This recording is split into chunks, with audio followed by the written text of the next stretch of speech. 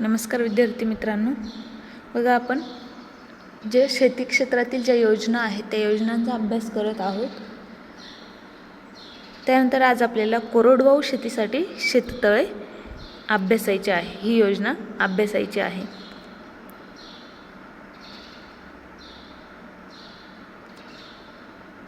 आपण कृषी विकास योजना मागच्या व्हिडिओ लेक्चरला अभ्यासलेले आहे, ज्यामध्ये राष्ट्रीय कृषी विमा योजना, राष्ट्रीय कृषी विकास योजना, राष्ट्रीय कृषी आयोग, राष्ट्रीय खाद्यान्न सुरक्षा योजना, प्रधानमंत्री पीक विमा योजना, जलयुक्त शिवार अभियान, एकत्रित फळबाग विकास मिशन या योजनांचा आपण अभ्यास केलेला आहे. आज आपल्याला कोरडवाहू शेतीसाठी शेततळे अभ्यासायचे आहे.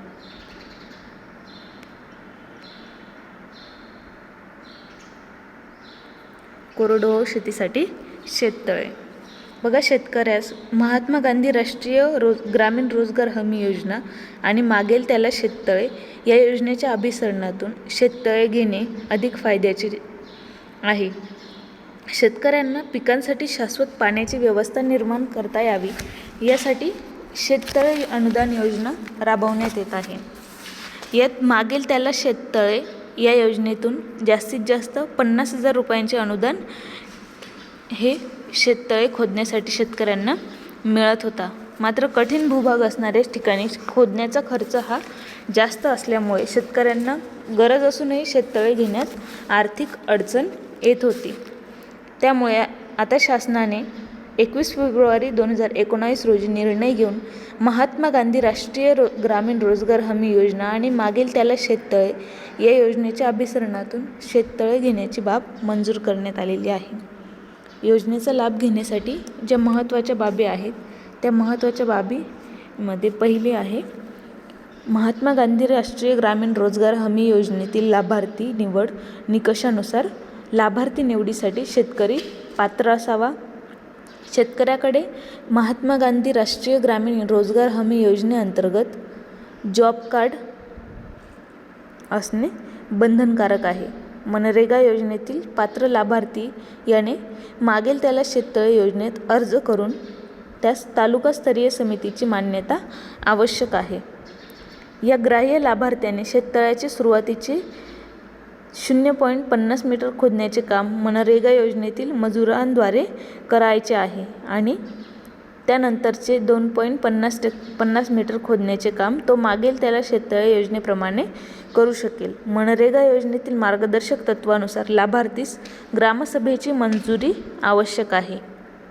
बघा, मनरेगा या योजनेअंतर्गत लाभार्थी निवडीचे जे निकष आहेत त्या निकषांमध्ये अनुसूचित जाती, अनुसूचित जमाती, भटक्या जमाती, भटक्या विमुक्त जमाती, दारिद्र्य रेषेखालील इतर कुटुंबे, महिला प्रधान कुटुंबे, शारीरिक अपंगत्व प्रधान असलेले कुटुंब, भूसुधार योजनेचे लाभार्थी तसेच इंदिरा आवास योजनेचे लाभार्थी हे या मनरेगा अंतर्गत लाभार्थी होऊ शकतात.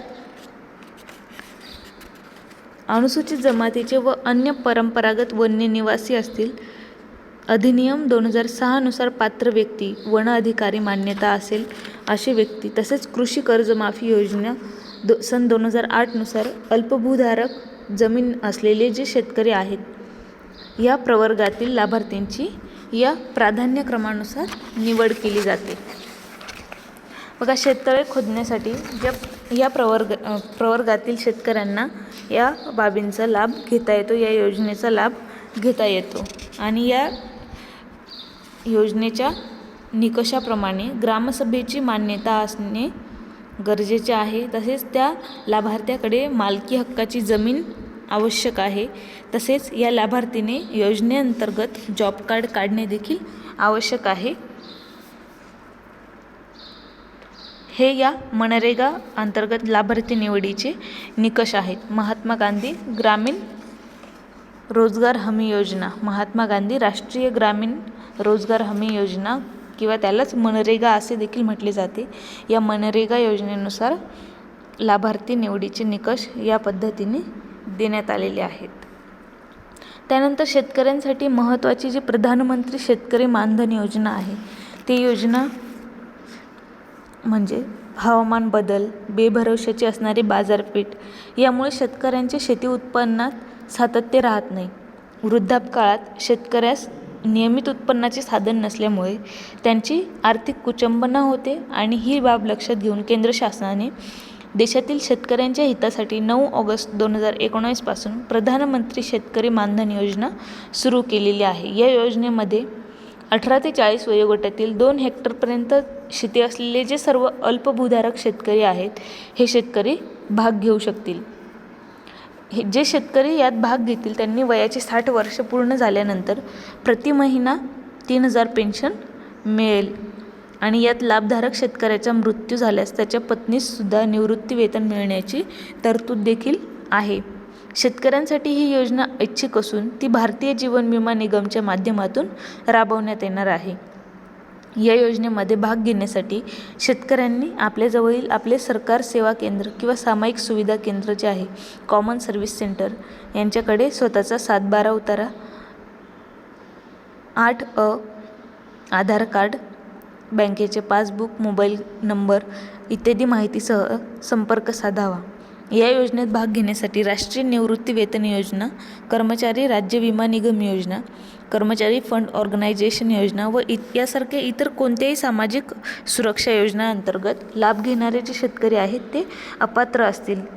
प्रधानमंत्री श्रमयोगी मानधन योजना, प्रधानमंत्री लघु व्यापारी मानधन योजना याचबरोबर पुढीलप्रमाणे उच्च आर्थिक स्थितीतील शेतकरी या योजनेत भाग घेण्यास पात्र नसतील.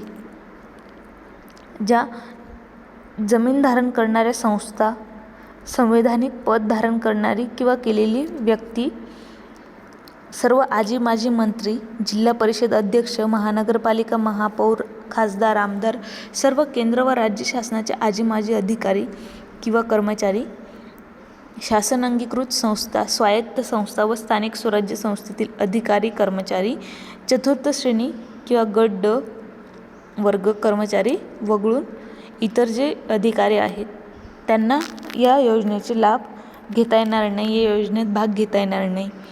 तसेच मागील वर्षात आयकर भरलेल्या व्यक्तींना देखील या योजनेत लाभ घेता येत नाही. या योजनेमध्ये भाग घेण्यासाठी लाभार्थीला वयानुसार मासिक हप्ता भरायचा असतो. लाभार्थी हप्ते इतकीच रक्कम केंद्र शासन हप्ता म्हणून विमा कंपनीकडे जमा करणार आणि प्रधानमंत्री किसान सन्मान योजनेचे जे लाभार्थी आहेत त्यांना मिळणाऱ्या आर्थिक सहाय्यातून वरील ही जी मानधन योजना आहे त्या मानधन योजनेतील लाभार्थी हिस्सा भरण्यासाठी त्यांच्या बँकेचे ऑटो डेबिट फॉर्म भरून देऊनही या योजनेत सहभागी होऊ शकतात. लाभार्थी शेतकऱ्यास याचे पेन्शन कार्ड देखील मिळणार आहे. त्यामुळे शेतकऱ्यांना वृद्धापकाळात त्यांचे आणि कुटुंबाचे आर्थिक उत्पन्न सुरक्षित करण्यासाठी ही अत्यंत महत्त्वपूर्ण योजना आहे.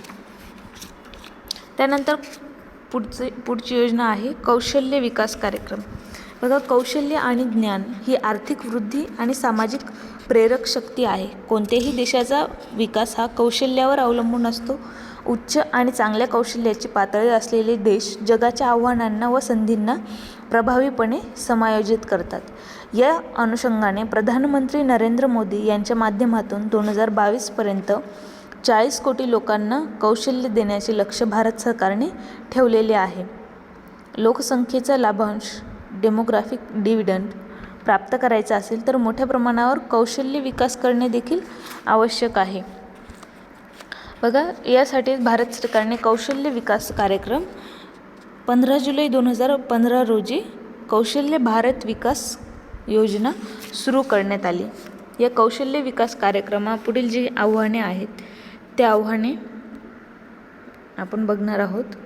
त्यामध्ये पहिलं आव्हान आहे सर्वांना समान प्रवेश मिळण्याची खात्री करण्यासाठी विद्यमान प्रणालीची क्षमता आणि कार्यक्षमता वाढवणे, उदयोन्मुख अर्थव्यवस्थेची बदलती आवश्यकता लक्षात घेऊन आयुष्यभराच्या शिक्षणाला प्रोत्साहन देणे, त्यानुसार गुणवत्ता आणि प्रासंगिकता वाढवणे, शालेय शिक्षण आणि कौशल्य यामध्ये प्रभावीपणे समन्वय साधणे, नियोजन गुणवत्ता हमी आणि त्यात गुंतवणुकीसाठी भागधारक संस्थांची क्षमता वाढवणे, संशोधन आणि विकासाच्या गुणवत्तेच्या हमीसाठी संस्थात्मक यंत्रणा तयार करणे, कौशल्य विकासासाठी वित्तपुरवठा करणे आणि पुरेशी गुंतवणूक एकत्रित करणे हे कौशल्य विकास कार्यक्रमांपुढील आव्हाने आहेत.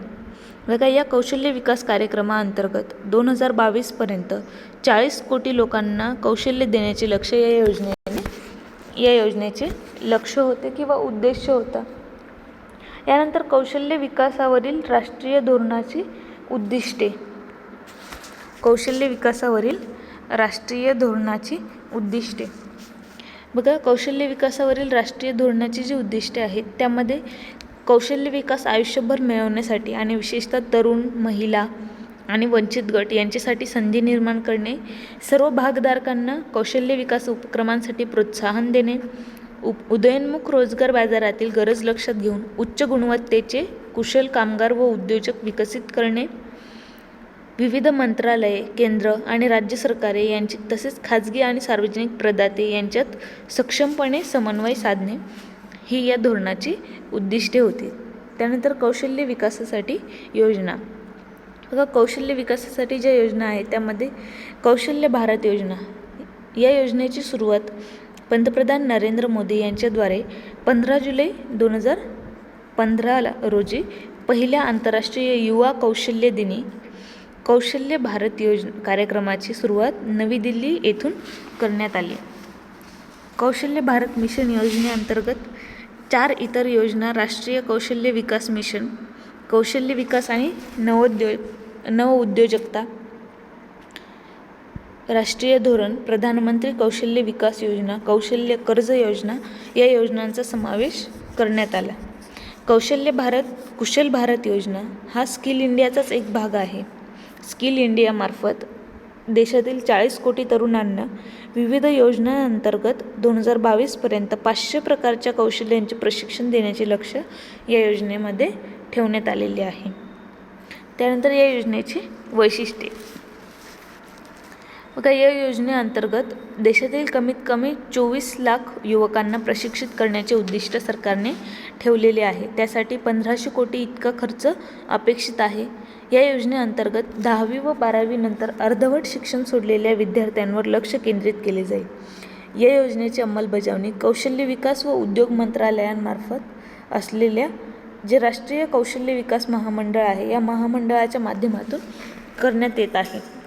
कौशल्य मेळाव्याच्या माध्यमातून युवकांना संघटित केले जाईल आणि यासाठी राज्य सरकार, स्थानिक संस्था, पंचायत राज संस्था इत्यादींची देखील मदत घेतली जाईल. त्यानंतर या योजनेअंतर्गत जे विविध कोर्सेस राबवण्यात आलेले आहेत त्यामध्ये कन्स्ट्रक्शन, इलेक्ट्रॉनिक्स आणि hardware, food processing, furniture fitting, handicraft, James jewellery आणि लेदर टेक्नॉलॉजी असे एकूण 40 प्रकारचे कोर्सेस या योजनेअंतर्गत तरुणांना प्रशिक्षित करण्यासाठी, व्यवसाय सुरू करण्यालायक बनवण्यासाठी ही योजना राबवण्यात आलेली आहे. बघा, जे लाभार्थी आहेत त्यामध्ये 2016 पासून सुरू झालेल्या या योजनेत 24 लाख युवकांना प्रशिक्षित करण्याचे लक्ष्य ठरवले गेले. त्यापैकी देशभरात नोव्हेंबर 2018 अखेर 23,33,000 युवकांना प्रशिक्षण देण्यात आले. त्यापैकी 19,35,000 उत्तीर्ण झाले आणि प्रशिक्षित उमेदवारांपैकी 98,000 युवकांना रोजगार प्राप्ती देखील झाली. महाराष्ट्र राज्यात 77,481 जणांनी या योजनेअंतर्गत नावनोंदणी केली. त्यापैकी 71,000 युवकांनी प्रशिक्षण घेतले तर 55,000 युवक हे उत्तीर्ण झाले. त्यापैकी जवळजवळ 23,000 युवकांना रोजगार प्राप्ती झालेली आहे. बघा, कौशल्य ही एक आजीवन प्रक्रिया आहे. कौशल्य आणि उद्योजकता यांच्यात घनिष्ठ असा संबंध आहे. कौशल्य प्राप्तीनंतर तरुणांमध्ये आत्मविश्वास, आत्मसन्मान आणि सन्मान निर्माण होऊन स्वतःच्या पायावर उभे राहणे ही एक मानवी जीवनाची आकांक्षा असते की जेणेकरून केवळ एखादी व्यक्तीच नव्हे तर या प्रक्रियेमुळे देखील राष्ट्र सन्मानाने उभे राहू शकते. हे घडू शकते ते केवळ कौशल्य विकसित केल्यामुळे. म्हणून हे एक अभियान न राहता देशात ही एक चळवळ उभी राहत आहे असं देखील आपण म्हणू शकतो. या योजनेअंतर्गत देशात आर्थिक विकास घडवून आणणे, देशातील बेरोजगारी कमी करणे या उद्देशाने ही योजना सुरू करण्यात आलेली आहे.